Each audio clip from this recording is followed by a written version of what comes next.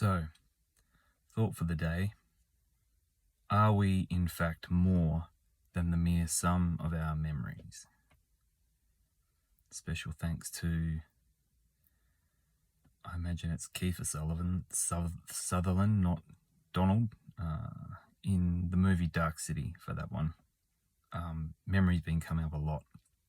And then that flashed in front of me, and I remembered the plot to Dark City, and thought to myself, that's a very interesting question, this idea of memory. Those words, that word when split apart is all around water, power, or patterns, and water, or water's ability to hold pattern. But a lot of this research, like if you listen to enough secret space program people, if you listen to enough magical practitioners, if you listen to enough astral travelers, if you listen to enough out-of-body experiences, if you listen to enough near-death experiences, you start to get the feeling that conscious memories can, at the very minimum, be tampered with, if not wholesale implanted in to your memory banks, whatever that is. I imagine to myself that the memory is stored in the fluid in our body, whether that's blood or spinal cerebral fluid or whatever, I don't know. But it's not in the brain. The brain's a transceiver. It's just part of the sending and receiving electrical magnetic unit. So it's a node point, really, and a translation point.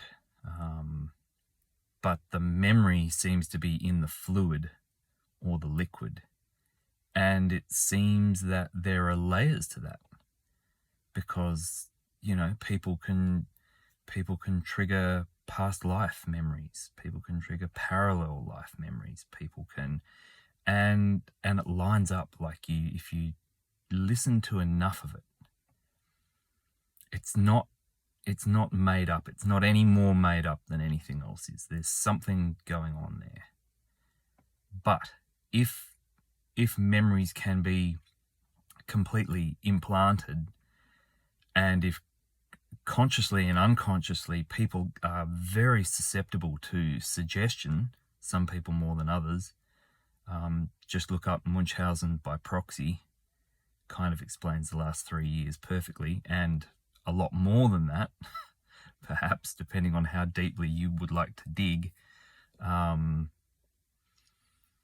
that's kind of the idea that the mother or the father, the parental figure, can make a child, and I'm just saying it that way because that's the way they most easily have studied it. But it's an authority figure over someone who they have authority over. So a parental figure can make a child sick, physically sick, by just telling them they're sick and believing they're sick. And they can just push it down their throat enough that the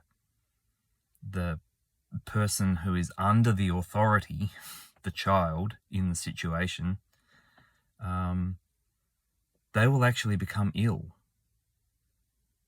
But there's no trigger other than the thought and the projection of that thought by the authority figure. The Indigenous Australian people used to call it pointing the bone. The witch doctor points the bone at you and says, you're going to die. Quite often 3 days later you'd be dead. It's that same thing. So if there are those of us here who are that suggestible, then you've really got to start looking at, are your memories your own? You start doing past life regressions. You start, like hypnosis, go and see someone else and get hypnotized. If that's your thing, I wouldn't recommend it. But, people eat McDonald's. People do lots of things I wouldn't recommend. Hypnosis wouldn't be the most dangerous thing you're doing to yourself that I wouldn't recommend. You're experimenting on yourself every day. Regress yourself. Learn how to do it. Go in on yourself. have a look at those old memories. See that child who's only seen the thing that happened in the past that you remember as an adult, but they don't. And they look at the photograph of them doing the thing and they remember this whole thing from the photograph. But what they remember is not actually what happened, because you were there, you remember. I've experienced that as a child looking at the photographs, and I've experienced that now as an adult with children around photographs. So there's this strange imprinting thing that can go on with memories. You can overlay memories, and you can jam wholesale, seems to be, whole memories in. Just put a whole thing in, a chunk, like bang.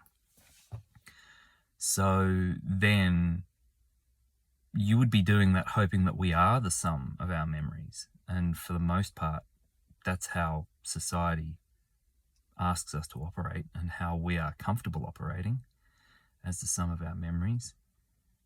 It's only when some of our memories are a bit uncomfortable for us, something that we might have blocked out, that we go, oh, did that really happen to me? No, it probably didn't. So we can parcel off and forget traumatic things that we don't want to remember. We just pretend that didn't happen. We can delete whole sections of memory.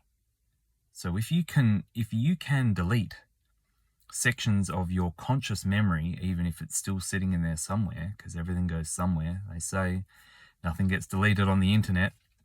The web's just a copy of what we are. So, take both sides of that coin. Then if we can actively block things out, then we can actively add things in that might not be true at all. And so there's this thing of like all the memories that you could remember of being on Mars, or being Cleopatra in a past life, or whatever, riding dragons, fighting demons, farming cows. I don't know. Whatever it is that's coming up as an experience, I mean, it might just be a metaphor for something else that's getting played out that way, or it might be something that's just been given to you that you didn't experience at all. But behind all of this, if you dig deep enough on yourself and on this experience around us, there's this feeling that you get sometimes, and there's no words that can describe it, but it's just like this feeling of truth. Like you know it, you just know it, but you couldn't put it into words if you tried. It's like, it's more than physical. It's like a hyper physical, full body, mental, astral, emotional awareness of truth when you see it, or when you come to it. And many of my memories will have truth, but they're not the truth. There's other stuff going on underneath. So there's a lot of layers that can be peeled back there. And I guess that's just the thought to throw out there is, if you knew how to do this, if you knew, and look, we know people can do this with hypnosis. People can read watches through solid bodies because they're told the body isn't there. Like, the mechanics of this place is not what we imagine at all, like at all. A hypnotist can make you cluck like a chicken because he told you that you were going to while you were hypnotized 3 minutes before, and the whole audience laughs. But it's not a game. Like, you can just watch people do that straight up.